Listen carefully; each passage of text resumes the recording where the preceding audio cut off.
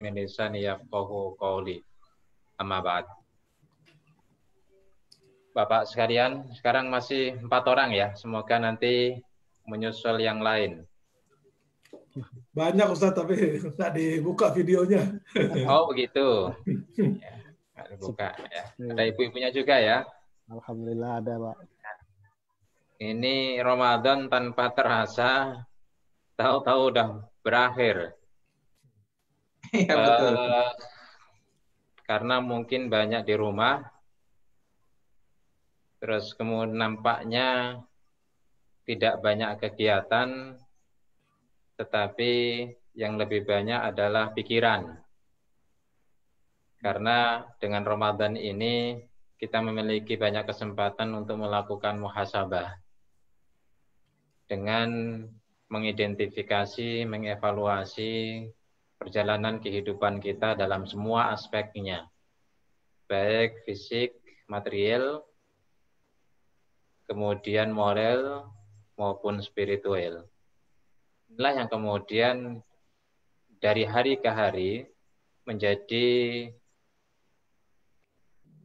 pekerjaan otak kita, sehingga muncul rumusan masa depan yang ingin kita ciptakan. Justru inilah yang kemudian membuat kita berkonsentrasi yang melupakan hari tanggal. Biasanya kalau kita kerja, kita ingat betul ini hari apa, kita ingat betul ini tanggal berapa. Tetapi karena banyakkan di rumah, sehingga itu semua seringkali terlupakan. Khususnya pada bulan Ramadan, tahu-tahu berakhir. Saya ingin bicara tentang ujian kaitannya dengan iman pada saat pandemi COVID-19. Setidaknya ada ujian di dalam beriman. Ini menjadi sebuah hukum keniscayaan, bahwa beriman berarti diuji. Kalau nggak pengen diuji, nggak beriman. Artinya setiap orang yang beriman akan mendatangkan sebuah ujian. Sebab apa? Iman itu memiliki kelas. Nah, kelas ini tidak seperti tangga. Kelas 1 naik kelas 2, naik kelas 3, tidak. Sebagaimana kita sekolah pada saat di SD, SMP, SMA, itu kenaikan kelasnya itu 1, 2, 3, ya kelas 7, kelas 8, kelas 9, dan seterusnya. Tidak. Jadi, sebagaimana ketika saya dulu di pesantren, ketika kita daftar di pesantren, daftar kelas manapun bebas. Apakah daftar kelas ibtidaiyah, mulai kelas 1 sampai kelas 6, atau daftar di kelas madrasah sanawiyah, kelas 1 sampai 3, atau mendaftar di kelas aliyah, kelas 1 sampai 3. Lulusan apapun, umur berapapun bebas. Yang menentukan nanti adalah hasil ujian kita. Kita diterima di ibtidaiyah atau di sanawiyah atau di aliyah. Ada sarjana lulus S1 dari IAIN, masuk pesantren, dites, diterima kelas 1 MTS. Ini sarjana. Ya. Ada orang lulusan aliyah, madrasah aliyah, dites, masuk ke sana, kelas 1 aliyah diterima. Nah, ini sebagai sebuah analogi terhadap keimanan kita. Kita diberikan ujian, nanti pada saat kita ujian, Allah akan masukkan kita di kelas berapa, apakah ibtidaiyah, sanawiyah, aliyah, semua akan bergantung kepada hasil tes kita. Nggak peduli berapa umur kita, nggak peduli berapa usia kita, nggak peduli apa status sosial dan ekonomi kita. Semua akan melihat hasil tes itu. Apalagi Ramadan, ya, hasil tesnya itu cukup panjang. Ada yang kemudian menikmati pada saat menjawab ujian itu, soal-soal ujian. Ada yang suntuk, sumpek, merasa tersiksa dengan ujian itu. Begitu juga dengan COVID ditambah bulan Ramadan ini. Ada ketika COVID itu menikmati, mensyukuri, ya, otomatis bersabar. Ada yang diberikan COVID, tetapi justru isinya adalah keluhan. Kemudian penuh dengan rasa kufur kepada Sang Pemberi kehidupan ini. Jadi Bapak Ibu Saudara sekalian yang dirahmati Allah, Allah katakan ada dua ujian sebenarnya pada saat ini. Yang pertama adalah ujian fisik. Kata Allah, walanabluwannakum bisyai'im minal khauf wal ju' wa naqsim minal amwali wal anfus wat tsamarat wa basyirish sabirin. Ya, walanabluwannakum, sungguh aku atau kami Allah uji kalian. Ya. Minal khaufi, rasa takut. Rasa takut enggak makan. Rasa takut kena penyakit. Ya. Rasa takut diserang COVID dan seterusnya. Al-khauf, ini ujian. Ya. Meskipun secara ilmiah bisa dijelaskan bahwa ini ada COVID, ukurannya segini, pola penyerangannya segini, gejala sakitnya seperti ini, dan seterusnya bisa dijelaskan secara ilmiah.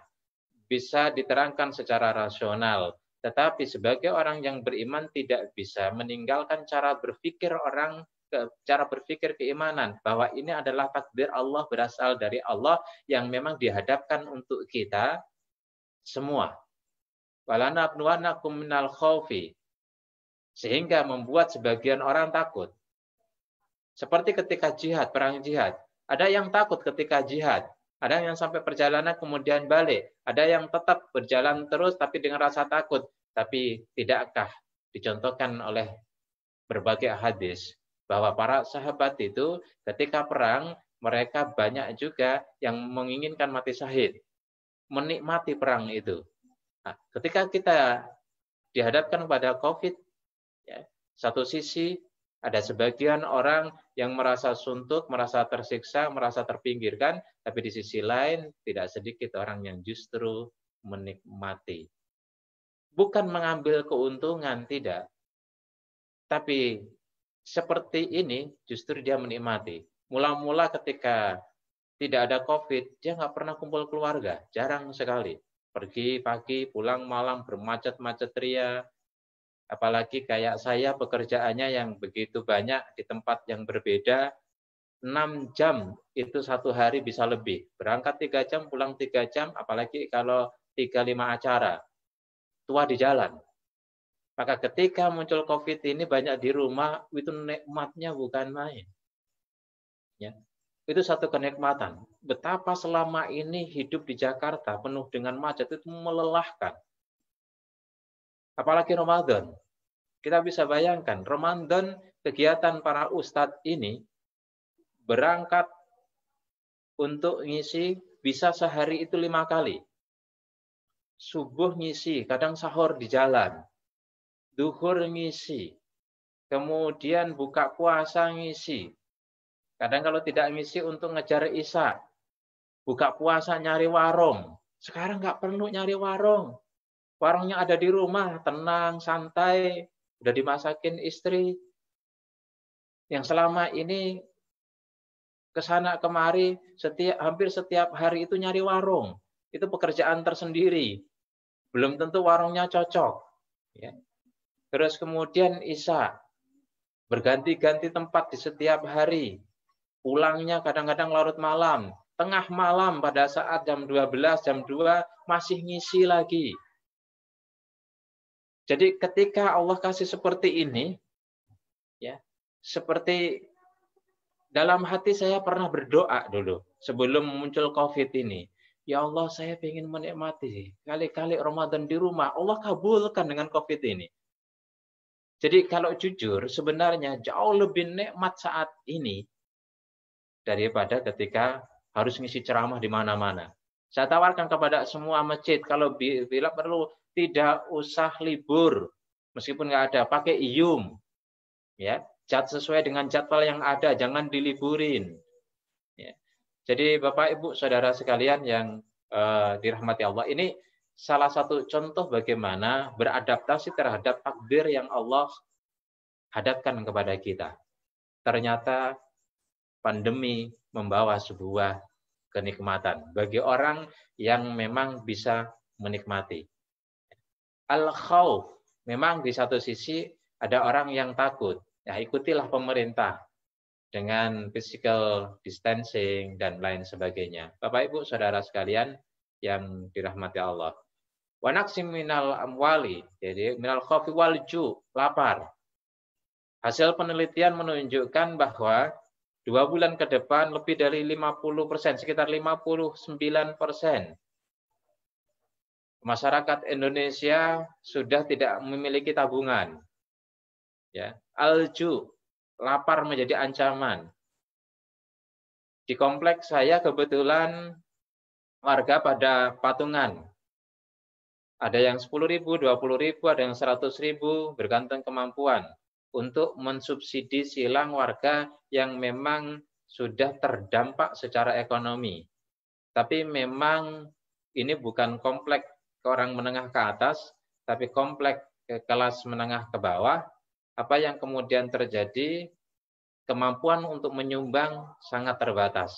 Sementara dari awal 1 RT ada 6 RT, itu sekitar 8 orang, kali 6, itu sekitar 50 orang yang terdampak. Hari ini sudah sekitar 100 lebih yang terdampak secara ekonomi. Maka kemudian saya japri ke beberapa kolega. Saya japri Panglima TNI, alhamdulillah tadi ngirim 100 paket. Saya japri Korlantas, seorang jenderal polisi Mabes Polri ngirim 1 ton beras dan beberapa paket. Kemudian ACT hari ini ngirim. Saya japrian sama Wali Kota Depok. Dan hari ini tadi ada 4 box mobil yang mengirim. Itu cara Allah. Ketika ada orang yang lapar alju, Allah datangkan dengan caranya melalui siapapun. Ya, wal khaufi wal ju'i wa naqsim minal amwali. Tabungan kita, kalau sekarang istilah orang itu mantap, makan tabungan katanya. Makin lama makin berkurang, makin menipis, yang kemudian terancam. Berikhtiar dan berdoa, Allah akan berikan jalan keluar soal itu. Wal anfusi, satu demi satu banyak yang meninggal karena COVID. Wasamarat, tentu saja kenikmatan demi kenikmatan ada yang hilang. Ini konteksnya adalah fisik. Wabasyiris sabirin. Hai Muhammad, kata Allah, berikan kabar gembira bagi orang-orang yang bersabar. Orang yang bersabar itu bisa melihat sesuatu dari sisi positifnya. Tidak selalu melihat sesuatu dari sisi negatifnya. Artinya apa? Semua bergantung kepada cara berpikir kita, cara pandang kita. Ya. Ana inda dzanni abdi, indona bi khairan falahu wa indona bi syarran fa'alaihi. Saya mah bergantung kepada hambaku. Bagaimana cara hambaku melihat sesuatu? Apakah dengan kacamata positif atau dengan kacamata negatif? Kalau dia mampu melihat dengan kacamata positif, maka ia akan mendapatkan, ia bisa menikmati sesuatu itu. Tapi kalau ia melihat dengan kacamata negatif, maka ia akan tersiksa dengan cara pandangnya itu. Jadi as-sabru, kesabaran. Oleh karena itu dalam menghadapi setiap ujian itu sabar. Ketika kita sudah menghadapi ujian ini, kita mau masuk kelas berapa? Ya. Jadi ada orang yang usianya tua tapi kelasnya masuk kelas rendah. Ada orang yang usianya masih muda tapi kelasnya tinggi. Jadi kalau kita pada hari ini sibuk mengeluhkan diri sendiri dengan segala keterbatasan, maka kita belum memahami atau tidak memanfaatkan COVID-19 ini sebagai media untuk dekat dengan Allah Subhanahu wa taala. Itu yang pertama, ujian dalam bentuk physically, ujian dalam bentuk material. Kemudian yang kedua adalah ujian dalam bentuk spiritual. Ini yang paling berat. Ada orang yang tidak tarawih kalau nggak di masjid. Banyak nggak? Ini ujian juga bagi bapak-bapak ini, para suami. Biasanya jadi makmum. Kalau jadi makmum dia nggak punya beban. Sholatnya di masjid, sholatnya di musola, ya dia ngikut saja. Ya kadang Fatihah nggak hafal, nggak masalah. Hafalnya cuma Fatihah, nggak masalah. Hafalnya cuma Qul Huwa, nggak masalah. Pada saat pandemi, di mana masjid ya tidak digunakan berjamaah, mereka sholat di rumah, kan wagu juga kalau sholatnya sendiri-sendiri, istri sholat sendiri, suami sholat sendiri, anak sholat sendiri. Apalagi bagi suami yang hanya hafal Fatihah, terus kemudian istrinya bilang, Pak ya sholat, Bapak jadi imam, bingung ini. Nah, sekarang para istri, para anak tahu kualitas ya, bacaan ayahnya, kualitas hafalan ayahnya ini, atau hafalan suaminya. Ya. Ini betul-betul dibongkar oleh Allah. Disinilah kemudian menjadi peluang bagi para suami, menjadi peluang bagi para ayah, ya, untuk menghafalkan setidaknya surat-surat pendek agar layak menjadi imam bagi anak-anaknya. Allah ingin katakan kepada kita seolah-olah dengan pandemi ini, jadilah engkau imam bagi anak dan istrimu, bukan hanya imam di dalam mencari nafkah, dalam kehidupan fisik dan material, tapi juga menjadi imam dalam kehidupan spiritual. Jadi ketika ibadah, engkaulah jadi imam. Ketika sholat berjamaah, engkaulah imamnya, wahai para suami. Engkaulah imamnya, wahai para ayah. Di situ anak-anakmu ingin mendengarkan lantunan bacaan. Apalagi di rumah, Quran punya, tapi nggak pernah dibaca. Sekarang waktu kosong, masa nggak baca Quran di rumah? Jadi Bapak Ibu Saudara sekalian yang dirahmati Allah, yang paling berat untuk saat ini, kalau terawih katakanlah Rasulullah tiga malam terawih, kemudian Rasulullah terawih di rumah, kita nggak begitu ada beban. Meskipun tadi ada persoalan menjadi imam tadi, tapi yang paling menjadi beban itu adalah iktikaf. Ini 10 hari terakhir nih. Betapa kita merasa kehilangan sesuatu yang paling berharga. Dalam Ramadan ini tidak ada yang lebih berharga kecuali kita iktikaf di masjid. Ini yang nampaknya hilang. Biasanya kita berbondong-bondong di masjid, menunggu, tinggalkan istri, tinggalkan anak, tinggalkan keluarga, asik sholat sebanyak-banyaknya di masjid, asik berzikir di masjid, asik baca Quran di masjid dengan aura spiritual yang luar biasa. Masing-masing kita punya langganan masjid. Kita lihat di Sunda Kelapa penuh 10 hari terakhir. Kita lihat di Atin penuh 10 hari terakhir. Sampai di sana banyak warung untuk sahur. Kemudian kita lihat sholat di Masjid Sentul penuh. Pada saat sahur penuh. Subhanallah, itu nikmatnya tidak tertandingi oleh apapun. Mendadak kemudian kita tidak iktikaf. Baru terasa 10 hari terakhir, oh iya udah jadwalnya iktikaf. Jadi kalau kita mau merasa kehilangan dengan COVID-19 ini, iktikaf inilah yang terasa hilang. Bagaimana kemudian kompensasinya? Ya, yang semula bangunnya jam 3:30, sholat tahajudnya, qiyamul lailnya, dimajukan jam 3 atau jam 2:30. Banyak zikir, banyak baca Quran. Ya. Yang mula-mula tahajudnya 2 rakaat, ini waktu panjang. 10 hari terakhir jangan pernah kurang dari 8 rakaat menurut hadis sahih riwayat Imam Bukhari. Kalau Imam Muslim 10 rakaat, 2 kali 5. Kemudian ditutup dengan witir. Ya, 3 kali. Bagi yang sudah witir ya sudah gitu kan. Enggak usah witir lagi. Jadi Bapak Ibu Saudara sekalian, biasanya ini kita jalankan di masjid.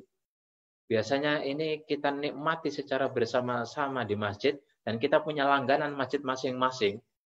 Ya, ada yang di masjid kampungnya sendiri, kompleknya sendiri, ada yang masjid di luar. Semua kita sudah merasa setelah sekian tahun kita iktikaf pindah-pindah, Akhirnya masing-masing kita umumnya sudah menemukan tempat yang paling cocok, yang paling serp, yang paling damai, yang paling tenang, yang paling efektif untuk berkomunikasi dengan Allah. Lalu mendadak lockdown, PSBB atau apapun lah istilahnya. Inilah yang paling terasa hilang. Nah, tugas kita bagaimana mengkompensasi kehilangan ini supaya kekhusyukan kita untuk memanfaatkan qiyamul lail sebagai pengganti itikaf di masjid. Kita beribadah dengan setidaknya nikmatnya itu tidak terlalu jauh kurangnya dari biasanya kita beritikaf. Apalagi saudara-saudara kita yang setiap Ramadan selalu itikafnya itu di Masjid Nabawi dan Masjidil Haram. Ya. Ada saudara-saudara kita umroh setiap bulan Ramadan. Ada paket 1 bulan full, bahkan 1 bulan lebih, selesai Idul Fitri mereka pulang. Wah, itu jauh lebih nikmat. Suasana Ramadan ketika buka puasa betul-betul ya malaikat ketuk hati saudara-saudara kita umumnya dari Bangladesh untuk berlomba menawarkan buka puasa, diantar kita, dikasih tempat kita. Ya, itu luar biasa suasana. Betul-betul orang berlomba di sana untuk mencari pahala. Nah, biasanya 10 hari terakhir ini di Indonesia itu nampak sekali, terasa sekali kita berlomba betul untuk mencari pahala itu. Nah, perlombaan ini nampaknya sekarang tidak kelihatan. Nah, ini yang patut kemudian kita merasa kehilangan. Ya. Kita sadar betapa Rasulullah itu ketika 10 hari terakhir itu full berada di masjid. Berzikir, beribadah luar biasa. Ya. Dan ini yang diajarkan untuk melakukan itikaf. Ini yang diajarkan oleh baginda Rasulullah SAW kepada kita. Waktunya cuma 10 hari. Kenapa 10 hari terakhir, bukan 10 hari di tengah, bukan 10 hari di awal? Bapak Ibu Saudara sekalian, kita ingat Lailatul Qadar itu kata Rasulullah, ya, Lailatul Qadar itu datangnya di 10 hari terakhir. Meskipun kata Rasulullah yang paling berpeluang potensial itu adalah malam ganjil. Tapi mestinya kita nggak ada urusan karena Rasulullah tidak pernah mempraktekkan kalau malam ganjil ke masjid, ketika kalau nggak malam ganjil enggak. Rasulullah kan tidak seperti itu. Tapi tradisi orang Indonesia ya, kebanyakan kalau malam ganjil 21, 23, 25, 27, 29 itu ke masjid untuk itikaf. Tapi malam genap tidak itikaf di masjid. Ya. Padahal tidak pasti apakah Lailatul Qadar itu turunnya adalah malam ganjil. Itu kan kemungkinan saja. Oleh karena itu Rasulullah full 10 hari, tidak pilih-pilih malam ganjil atau malam genap. Kenapa terakhir? Karena Allah lihat dulu 10 hari pertama kayak apa, 10 hari kedua kayak apa. Wajar kalau kemudian kalau ada keseriusan di dalam beribadah, keseriusan di dalam puasa, mengisi hari-hari kita di bulan Ramadan ini, maka bonusnya, pahalanya, kemudian kompensasinya di akhir. Di akhir itu akan terukur. Oh, ini orang serius, ini tidak. Ini Ramadannya benar, ini tidak. Ya, ini sungguh-sungguh, ini tidak. Itu terakhir. Ya, kenapa di dalam Al-Qur'an inna anzalnahu fi lailatul qadr. Lailatul qadri khairum min alfi syahr. Rasulullah mengatakan Lailatul Qadar itu 10 hari terakhir. Tapi kita peringati nuzulul Quran di 10 hari di tengah. Ini kan salah kaprah sebenarnya. Jadi nuzulul Quran inna anzalnahu fi lailatul qadr, turunnya Al-Qur'an itu adalah pada malam Lailatul Qadar dan Lailatul Qadar itu di 10 hari terakhir. Artinya apa? Turunnya Quran di 10 hari terakhir. Jadi Bapak, Ibu, Saudara sekalian yang dirahmati Allah Subhanahu wa taala. Ini malam 23 ya. Tinggal 7 hari. Rasanya cepat sekali. Ya, tinggal kita mengevaluasi. gimana Ramadan kita kemarin? Ya, ibadah-ibadah kita ya, patut disyukuri, mungkin karena kita tidak sibuk di luar pada saat buka puasa di rumah, sehingga malam Ramadan kita bisa jalankan dengan nikmat. Yang semula tahun-tahun sebelumnya boleh jadi saat maghrib atau isya kita masih ada di jalan. Tapi sekarang umumnya kita maghrib sudah di rumah karena memang tidak pergi kemana-mana, kemudian apalagi isya. Kalau sudah Allah kasih kesempatan kita setiap malam di rumah, kok masih meninggalkan taraweh, ini kok kebangetan. Jadi tidak rasional seorang muslim, orang yang beriman, pada saat Ramadan tanpa ada udzur syar'i, apalagi pada saat ini pada di rumah, itu meninggalkan taraweh. Taraweh itu spesial Ramadan.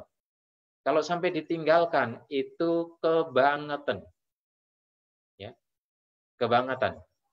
Ya. Kalau baca Quran itu bisa dibaca juga sebelumnya. Upayakan juga baca Quran full, tidak ada hari kecuali baca Quran, tidak ada malam kecuali baca Quran. Tapi khususnya taraweh. Kalau ada orang mukmin tanpa udzur pada saat malam Ramadan kemudian tidak taraweh, itu adalah mukmin yang bersikap irasional, yang nggak masuk akal itu. Ya. Terus kemudian dibangunkan untuk untuk sahur. Tasakharu fa inna fis sahuri barokah. Sahurlah, sesungguhnya di dalam sahur itu ada berkah. Kok juga ya tidak sholat qiyamul lail, ini juga menjadi sebuah persoalan. Jadi ajarkan kepada anak-anak kita bahwa orang itu sebagai seorang ayah, seorang ibu itu adalah orang yang layak dicontoh karena menjalankan qiyamul lail. Anak-anak saya tidak boleh menyentuh makanan pada saat sahur sebelum mereka ambil air wudhu dan sholat sholat tahajud minimal 2 rakaat, kemudian witir. Saya pimpin jamaah karena di rumah witirnya nggak ada.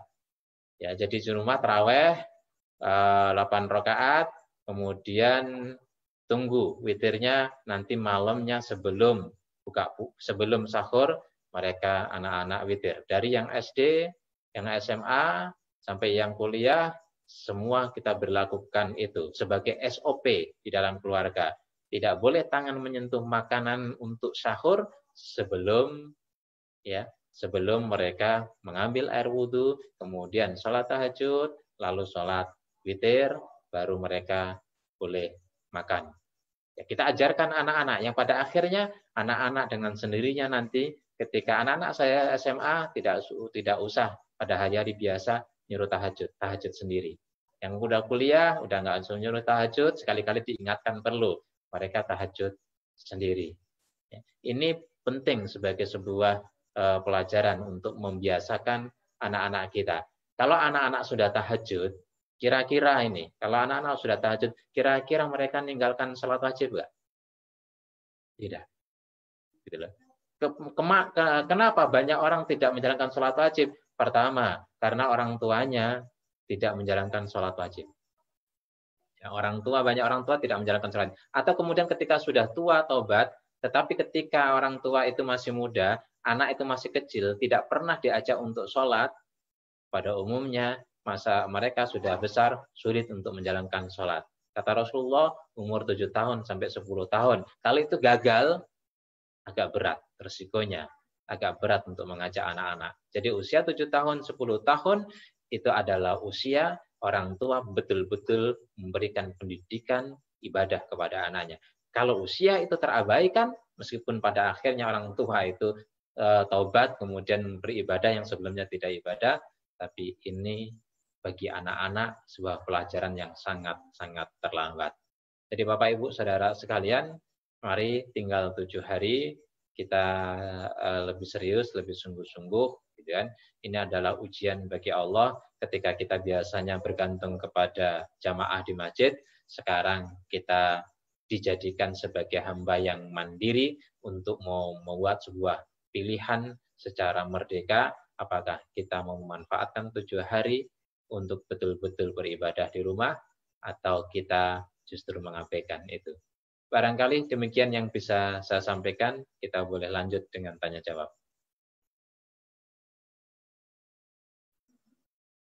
Jazakallahu khairan. Terima kasih Ustaz Tony yang telah memberikan kajian malam ini, bahwa segala sesuatunya intinya berasal dari Allah.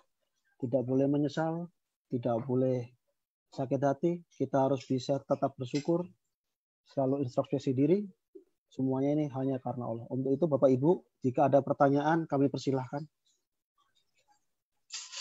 Pak Iksan sama Pak Ratmo nih kayaknya udah mengacungkan jari ini. Silakan. Baik, Ustaz. Baik. Assalamualaikum warahmatullahi wabarakatuh. Waalaikumsalam warahmatullahi wabarakatuh. Terima kasih Ustaz. Alhamdulillah hikmah Ramadan tahun ini kita menguji iman dan imun ini Ustaz. Iya. Jadi kita merasa menjadi hamba yang sangat lemah, karena jangankan kita berhadapan dengan tentara Allah yang berupa malaikat, kita melawan makhluk kecil yang nggak kelihatan, kita sudah seperti ini. Tapi tadi apa yang Ustaz sampaikan harus menjadi hikmah kebaikan apa yang ada ini, sehingga tetap menambah semangat kita dalam beribadah di dalam Ramadan ini. Nah, saya ingin makna batinnya nih Ustaz, mungkin untuk lebih memperkuat gitu ya pada motivasi kita. Kalau kita mendengar misalnya disampaikan bahwa kalau umatku tahu tentang Ramadan, dia ingin seluruh hari hidupnya Ramadan. Nah, kita dalam sisa waktu yang sedikit ini harus berjuang keras tadi. Kalau tadi Ustadz bilang sekarang kita udah diem di rumah masih nggak ngapa-ngapain, wah ini udah luar biasa. Harusnya kita banyak taubat, menangis dan sebagainya ini. Nah, mungkin sekarang makna batinnya nih Ustadz, supaya bisa lebih memperkuat istilahnya ada api di dalam dada kita untuk berjuang gitu. Kalau nggak salah, kalau kita belajar sejarah juga mungkin tahun 1920-an juga pernah ada dulu flu Spanyol gitu, yang juga lebih parah daripada ini, yang meninggal banyak sekali. Nah, mungkin harusnya kita kurang belajar hikmah yang terjadi yang dulu, sejarah ini padahal terulang juga gitu. Nah, mungkin tadi mungkin bagaimana lebih membangun makna batin ini sebagai madrasah ruhaniyah ini Ramadan ini Ustaz. Terima kasih Ustaz. Ya, ini pertanyaan bagus. Jadi hal yang paling mendasar itu adalah bagaimana kita menikmati dulu Ramadan dengan pandemi ini. Kalau kita sudah beradaptasi dengan itu, merasa nikmat, ya, disitulah kemudian hubungan kita dengan Allah itu tidak terganjal. Karena kita sudah menerima takdirnya. Tadi saya jelaskan dengan cerita dan pengalaman pribadi saya. Pada saat Ramadan itu luar biasa. Di jalan, ya, macet. Saat orang menikmati buka puasa bersama, kita bermacet ria di jalan, pulang malam. Terus kemudian konsentrasi beribadah berkurang. Sekarang, ya, menikmati. Jadi dengan banyak di rumah itu rasanya ya Allah bertahun-tahun, bahkan belasan tahun selama ini berada di luar, ya, itu rasanya ya, karena kewajiban saja untuk dakwah. Kalau tidak ada panggilan kewajiban untuk dakwah, untuk kesana kemari, ya, itu nggak akan kita kerjakan. Ketika Allah kasih kesempatan sekarang, nikmatnya bukan main. Tidak diburu-buru waktu, tidak dikejar-kejar waktu, tidak harus ngisi sana, ngisi sini, mempersiapkan materi ini, materi itu. Sekarang berada di rumah, udah nikmatnya bukan main. Lebih nikmat lagi baru terasa, ya Allah tahu-tahu kok Ramadan. Ya, dulu masih kehitung itu. Meskipun penuh dengan kesibukan, karena melihat tanggal, saya harus jadwal ke sini, jadwal ke situ, itu masih kehitung. Ini nyaris tidak kehitung. lupa betul. Wah, kok Ramadan udah mau selesai. Baru sadar betul, 10 hari terakhir. Nah, ke masjid ya. Gitu. Nah, dulu kita pulang jam 10. Kadang-kadang jam setengah 12. Kita paksakan jam 2 untuk itikaf ke masjid. Kemudian sahur pulang gitu kan. Betul-betul waktu masih dikejar sana sini, apalagi kemudian harus ngisi untuk subuh. Jalan lagi butuh waktu yang cukup panjang. Sekarang udah di rumah nggak kepikiran itu. Yang muncul adalah olah batin, bukan olah otak. Ini kenikmatan. Jadi pandemi ini kalau kemudian menguras energi otak kita, di situ kita tidak akan bisa menikmati Ramadan. Tapi kalau pandemi ini melepaskan semua hubungan logika kita, karena logika seringkali berpikir tentang hal yang bersifat material, kita nikmati, disitulah sesungguhnya kita ada olah batin. Jadi menurunkan dari olah pikir ke olah batin. Inilah Ramadan terutama di 10 hari terakhir. Kalau kita masih pusing terkait dengan ini dan itu sehingga batin kita terganggu, kita nggak akan bisa menikmati Ramadan ini. Kita perlu berpikir, tapi jangan sampai apa yang kita pikirkan itu mengganggu terhadap olah batin kita. Saatnya stop, berpikir, udah, ini wilayahnya berpikir. Ibarat kita punya 2 kotak. Ada kotak untuk otak, ada kotak untuk hati. Jangan sampai kotak untuk otak ini kemudian masuk ke sini ketika ini tidak selesai atau cara berpikirnya keliru. Dan ini akan mengganggu terhadap hati. Kalau sudah masuk kepada hati, sudah. Aku nikmati Ramadan, aku berjumpa dengan Allah, aku asik untuk berdialog dengan Allah Subhanallah dengan sangat intens. Ini Ramadan.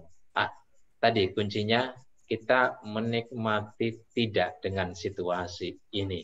Kalau kita masih protes, tidak terima dengan situasi ini, jangan pernah berharap kita menikmati Ramadan. Itulah titik krusial dalam ujian. Kita tidak mampu melampaui itu, masih mengeluh terhadap pandemi COVID-19 ini, dan berhenti di otak, kita putar terus berkaitan dengan pandemi ini, jangan pernah berharap kita bisa menikmati Ramadan. Selesaikan ini, taruh di ruang, udah titik, kita baru bisa menikmati Ramadan. Jangan ada protes di otak kita terkait dengan COVID. Karena COVID ini memang dari Allah yang sengaja dihadapkan kepada kita untuk menguji pantasnya kita dikasih nilai berapa oleh Allah. Nilai 10, nilai 7, nilai 8, tidak bertahap nilai 1, 2, 3, enggak. Tapi Allah akan kasih kita nilai berapa. Tapi setidaknya kita bisa meraba-raba. Kira-kira aku pantasnya dikasih nilai berapa ya. Bagaimana Allah ngasih nilai tinggi kalau kita sendiri masih belum terima terhadap situasi seperti ini. Itu. Ya, terima kasih. Bagaimana Pak Ratmono? Cukup. Cukup. Ya. Intinya semua harus dikembalikan ke Allah nih. Agak berat ini olah batin antara iman, imun sama cobaan ini. Ada yang lain Bapak-bapak? Pertanyaan yang lain?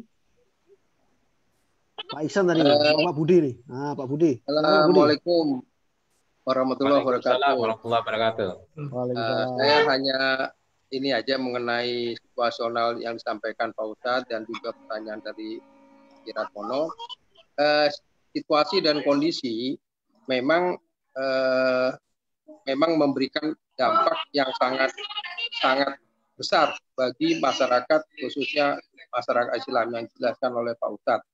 Hanya ini pertanyaannya adalah bagaimana bagi orang-orang yang mohon maaf yang saat ini sudah mohon maaf mendapatkan satu pekerjaan yang dirumahkan atau di PHK atau yang tidak bekerja lah saat ini, sehingga mereka juga memberikan untuk hidup aja di rumah aja susah. bagaimana nih Pak Ustadz untuk mohon penjelasannya menangani yang disampaikan oleh Pak Ustadz ini supaya mereka juga tambah imun dan juga keadaan kesehatan sosialnya. Itu aja Pak Ustadz, terima kasih. Baik, ya. Memang yang pertama itu harus sebagai sebuah prinsip disadari bahwa ini adalah berasal dari Allah. Allah lah yang mengatur skenario ini. Ya. Ini dulu, kuatin, gitu kan? Kuatin. Kalau ini tidak dikuatin, akan larut di cara berpikir kita. Sementara kalau kita memanjakan berpikir kita seperti itu, dengan kesulitan dan sebagainya, penuh dengan kemarahan dan seterusnya, itu justru akan menurunkan tidak saja iman, tapi juga imun. Dan tidak saja imun, tapi juga iman. Tidak menyelesaikan masalah, justru menambah masalah. Ya. Itu dulu satu, gitu kan. Kemudian yang kedua, cara berpikirnya adalah tidak ada masalah tanpa solusi. Semua ada solusi. Ini coba ada seorang ustadz sekitar bulan Oktober yang lalu atau Desember pinjam kepada saya. Beliau bilang, Ustadz, ini akan saya bayar nanti kalau Ramadan. Artinya apa? Ramadan mereka, para ustadz ini banyak jadwal, biasanya Allah berikan rizki untuk membayar pinjaman dan utangan. Pada saat awal Ramadan, pandemi, kan tidak ada ceramah, beliau telepon saya. Ustadz, mohon maaf, kayaknya mundur. Ramadan ini nggak ada itu. Itulah situasinya. Ustadz-ustadz itu mengalami hal yang semacam ini kebanyakan. Tapi kan mereka nggak teriak, mereka nggak berani bicara. Paling banter ketika nggak ada beras, mereka akan bicara kepada temannya, ada nggak duit uang saya mau pinjam dulu untuk beli beras. Paling seperti itu. Tidak seperti masyarakat biasa masih bisa ngeluh untuk minta sembako, masih bisa curhat untuk mendapatkan bantuan. Ada nggak ustadz yang kemudian curhat, aku dibantu dong, beras nggak ada. Hidup susah. Ustadz yang ngajari sabar, nggak mungkin dia tunjukkan ketidaksabaran kepada jamaah. Dan ini mereka alami, guru-guru ngaji dan sebagainya, mereka alami. Nah, bagaimana sebuah situasi? Kenapa para ustadz itu relatif bisa bertahan? Gitu loh. Karena tadi mereka sadar bahwa ini adalah dari Allah, harus dihadapi. Jadi tidak ada masalah tanpa solusi. Nah, bagaimana mencari solusi ini? Ketika kita dengan pikiran tenang, itu membuka peluang yang lebih besar daripada ketika kita dengan pikiran galau. Tenang, susah iya, berat iya, mendesak iya. Tapi kalau kita berpikir dengan tenang, kemudian apa langkah yang harus dilakukan?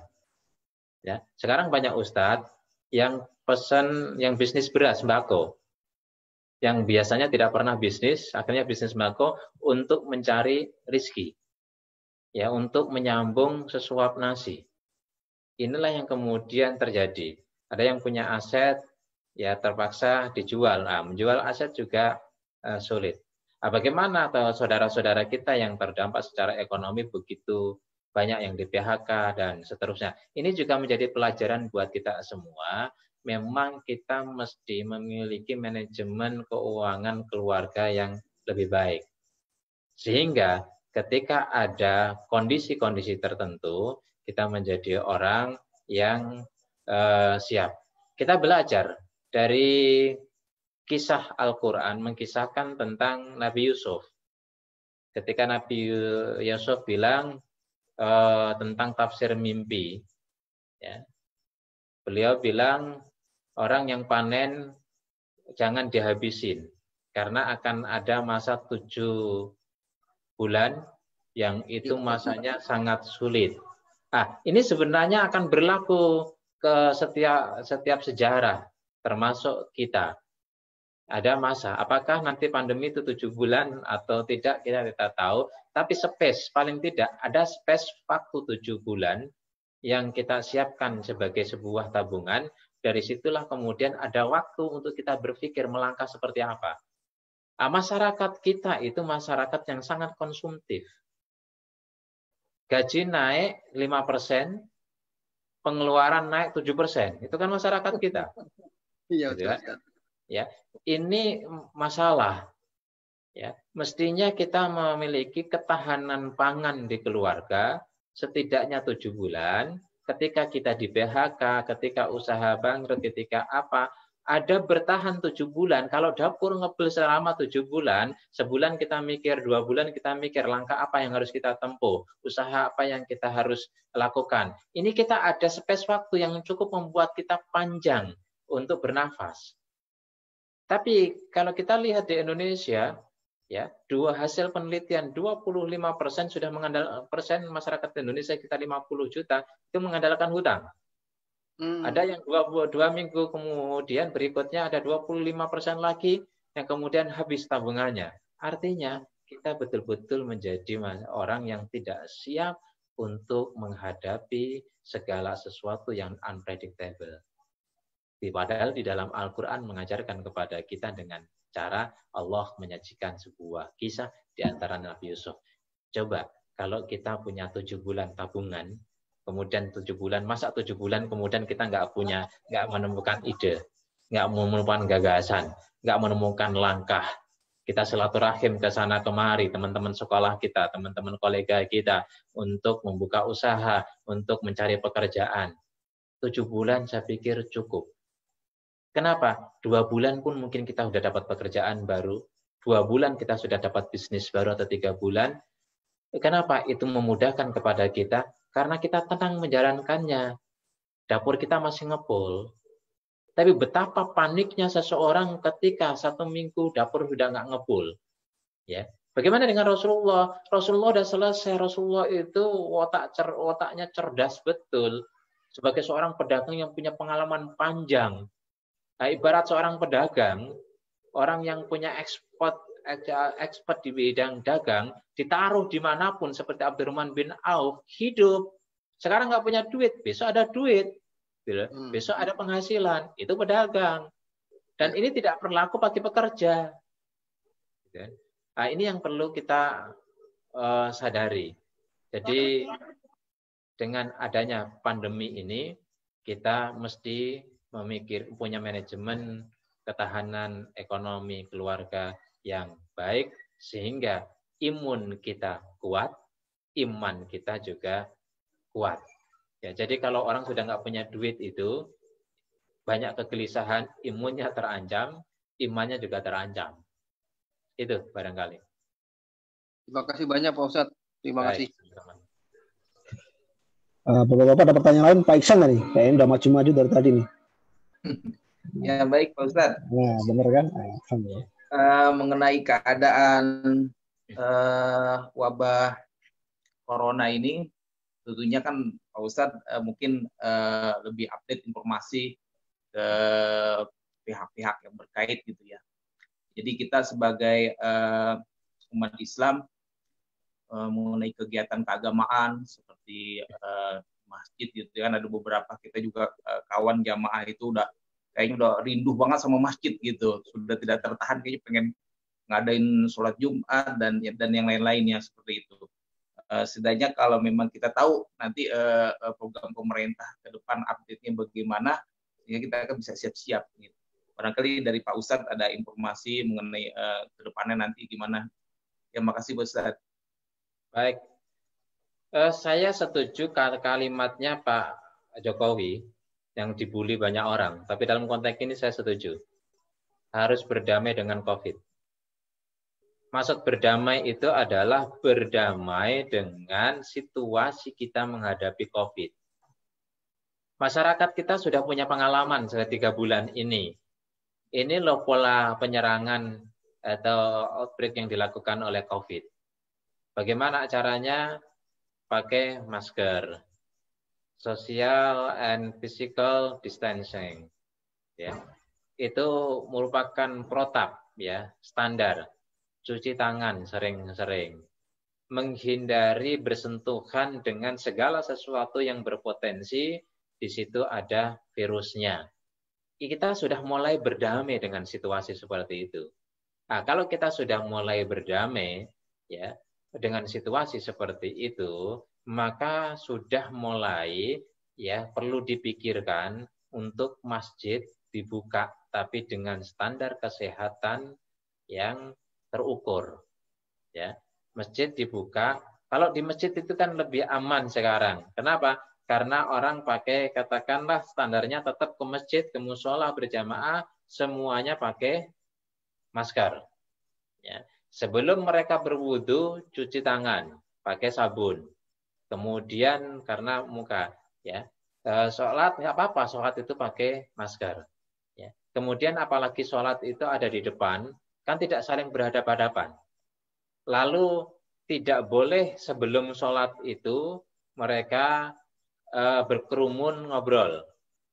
Kemudian setelah sholat pun tidak boleh mereka berkerumun ngobrol. Ini merupakan protap kesehatan. Kalau itu dilakukan secara disiplin, maka insya Allah ya nggak akan relatif bisa lebih selamat masyarakat kita dari COVID. Tapi kalau di bandara, di pasar itu kan lebih riskan. Di supermarket, di pasar, di bandara, di transportasi umum, public transportation, itu lebih berisiko. Tapi kalau masyarakat kita di masjid-masjid tidak berhadapan, kemudian pakai protap seperti itu lebih aman.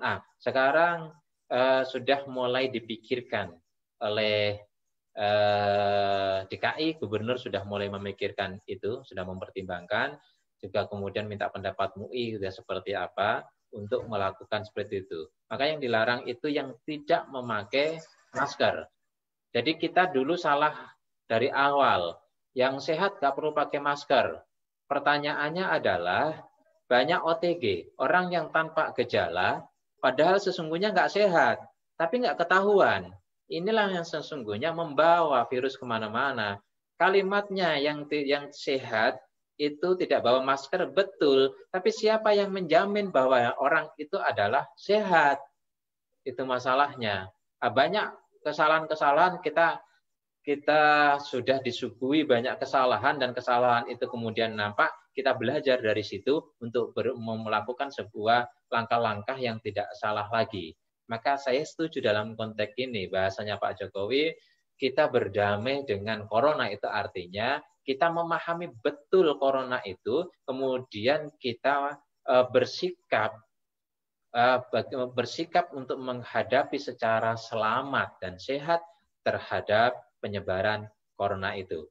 Saya yakin masjid itu dengan protap itu tidak akan banyak berpengaruh. Jadi sediakan semua tempat cucian di tempat wudhu, sebelum wudhu cuci tangan, gitu kan, bila perlu dengan lengannya. Kemudian ketika setelah itu tetap tutup dengan masker, sholatnya juga pakai masker, tidak ada masalah.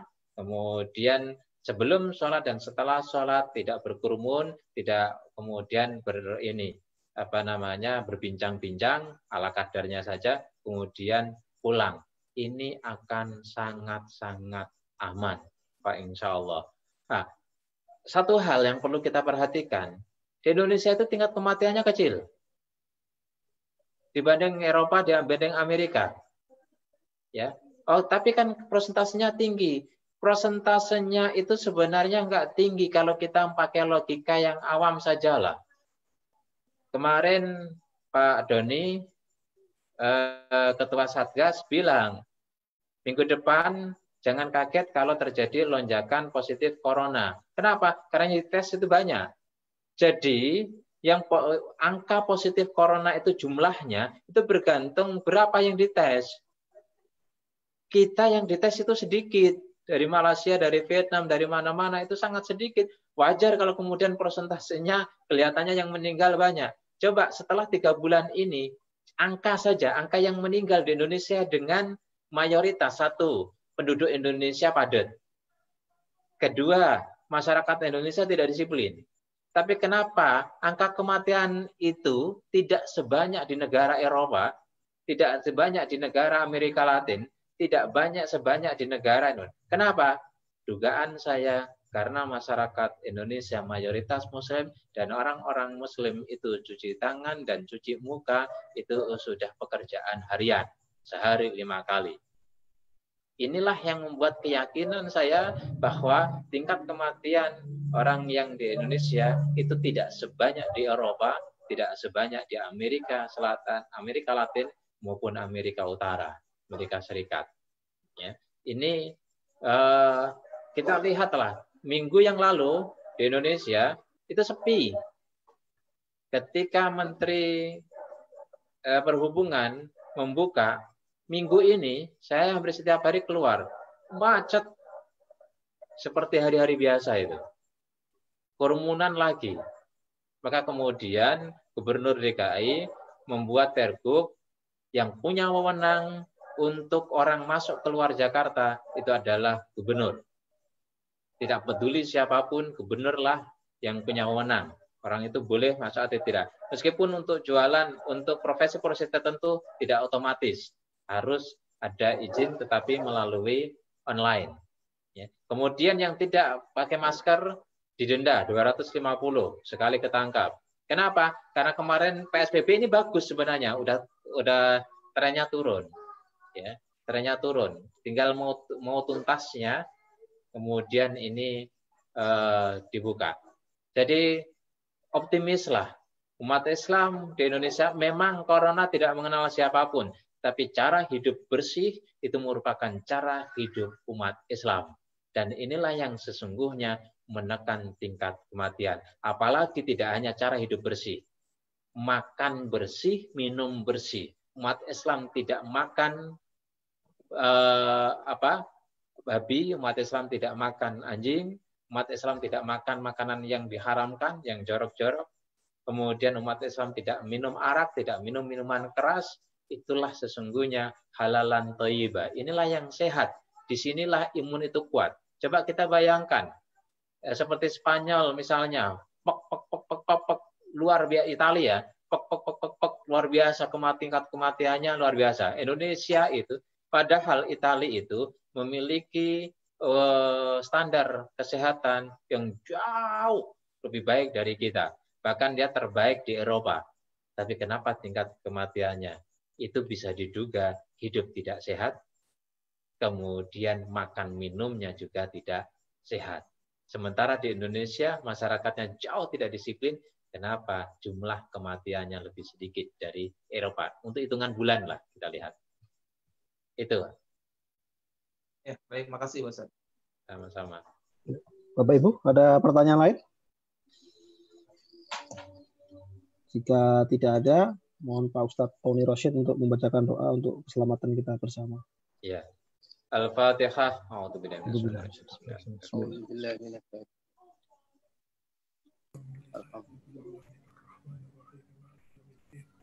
Bismillahirrahmanirrahim. Alhamdulillahirabbil alamin. Hamdan syakirin, hamdan na'imin, hamdan yuafi ni'amahu wa yukafi mazidah. Allahumma shalli wa sallim wa barik ala sayyidil mursalin. Allahumma innaka afuwun karim. Tuhibbul afwa fa'fu anna ya karim. Rabbana dhalamna anfusana wa illam taghfir lana wa tarhamna lanakunanna minal khasirin. Allahumma arinal haqqa haqqa warzuqna ittiba'ah wa arinal batila batila warzuqna istinabah. Allahumma ya syafi' isfilana la shifa illa shifauka. Allahumma tawwil umurana bi ta'atika ya arhamar rahimin. Allahumma sallimna fid dunya wal akhirah. Allahumma taqabbal minna salatana wa siyamana siyama Ramadan wa qiyamana qiyamal lail wa ruku'ana wa sujudana wa tamim taksirana wa qira'atana al-Qur'an fi nahari wa lailatin fi Ramadan. Ya Allah, ya berikan kami kesehatan selalu. Bertumpahkan kepada kami kenikmatan untuk bisa menikmati bulan Ramadan ini ya Allah. Dengan ibadah, dengan baca Quran, dengan berzikir, dengan takharruf kepada Engkau ya Allah. Ya Allah, di malam-malam terakhir bulan Ramadan, jadikan kami hamba-hambamu yang kubukakan pintu langit untuk kami senantiasa menghadap kepadamu untuk untuk berzikir ya Allah, untuk berdoa ya Allah, untuk menumpahkan semua isi spiritualitas kami ya Allah. Ya Allah ya Rabb, di malam-malam Ramadan, ya Allah bangunkan kami, akal kami, hati kami ya Allah, untuk senantiasa menghidupkan malam Ramadan dengan penuh kenikmatan. Karena tak ada kenikmatan kecuali berjumpa dengan Engkau ya Allah. Kami ingin senantiasa berjumpa dengan Engkau pada malam-malam di bulan Ramadan. Ya Allah ya Rabb, ringankan kami membaca Quran, ringankan kami untuk beribadah, ringankan kami untuk qiyamul lail, ringankan kami untuk senantiasa berzikir di malam-malam bulan Ramadan, terutama di akhir bulan Ramadan ini. Ya Allah, jauhkan kami dari kemaksiatan di bulan Ramadan ini. Kami ingin Engkau terima ya Allah Ramadan kami. Ya Allah ya Rabb, sabarkan kami, saudara-saudara kami dengan COVID-19 ya Allah, dan selamatkan bangsa ini. Ya Allah, ambillah dan singkirkan COVID-19 ini dan berakhir dengan lebih cepat untuk bangsa ini, agar pulih iman kami, pulih iman kami, pulih kesalehan kami. Ya Allah, ujian COVID-19 jadikan kami menjadi orang yang jauh lebih kuat, jauh lebih tahan, jauh lebih punya mental untuk bertarung melawan semua apapun yang bisa mengancam kepada kami dan bangsa kami. Ya Allah, pasca COVID-19 jadikan bangsa ini makin kokoh, bangsa ini makin damai, bangsa ini makin kuat, bangsa ini makin maju, bangsa ini menjadi baldatun thayyibatun warabun ghafur, bangsa ini menjadi soleh, bangsa ini terutama para pemimpin-pemimpin kami menjadi peka, pemimpin-pemimpin kami menjadi orang yang makin sadar, sehingga menjadi teladan bagi kami untuk menumbuhkan rasa dan keimanan kami. Ya Allah, Ramadan ini terasa begitu cepat. Jadikan yang sisa-sisa sedikit ini menjadi sebuah kenikmatan melampaui kenikmatan apapun, apalagi kenikmatan yang bersifat material. Ya Allah, Rabbana atina fid dunya hasanah wa fil akhirati hasanah wa qina adzabannar. Ya Allah, di Ramadan ini berikan kepada kami rezeki beribadah, rezeki materi, dan rezeki yang Kau kehendaki membawa kebaikan bagi kehidupan kami. Wassallallahu ala sayyidina Muhammadin wa ala alihi wa barik wasallim walhamdulillahi rabbil alamin.